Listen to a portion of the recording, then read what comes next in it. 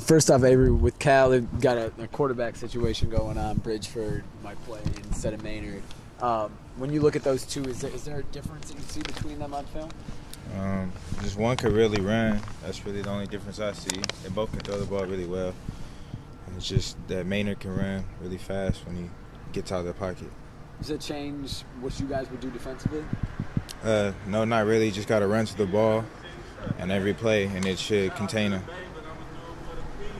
It's been interesting going down to Cal for you guys the past decade, really. What do you remember from that game 2 years ago? I remember that they played really good on defense that game, and they were able to slow our offense down. And we had to get a couple special teams play, a couple good special teams plays to pull out that win. So we know they're going to battle us tough again. Yeah, it was a similar season. You guys have been rolling through everybody, and then you get to Cal, and then the offense only put up 15 points. The offense only put up 7 or 8 points. You know, Cliff got the other touchdown.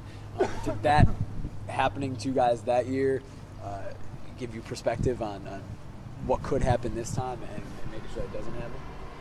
I mean, anything could happen. I mean, they're going to play us their best, just like every other team is. So I'm expecting it to be a good game. I mean, I don't think we're going to just go out there and blow them out, but it should be a good game. You guys, there came out today or last night that USC had deflated balls in the first half against you when they were using on offense. Did you notice that at all? I don't know how much you got to feel the balls. No turnovers in this game, but did you notice anything? No, I didn't even know until you just told me right now, actually. Have you ever heard of that happening? No, I haven't, but I mean, I don't see what advantage that would give. But Greg talked to Coach Aliotti about more an emphasis on tackling this week, just based on what happened at USC. Have you seen that? Was there more emphasis on tackling and wrapping up?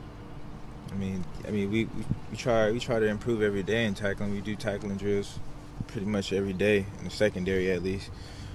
So we try to get better at tackling every day. It's one of our big emphasis. So it's not really like just this week type of thing.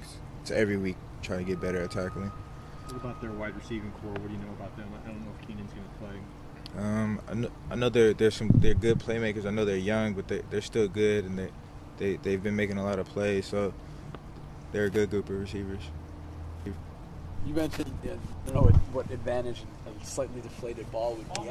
As a football player, is there a difference? I mean, is there any sort of advantage of having, or is it tougher to catch a super inflated ball? I thought the same thing. I think a lot of people, when this story came out, are wondering what's the point, what's going on with that. Is there a difference between a ball that maybe has a little bit of give and a ball that is kind of super hard, rock solid?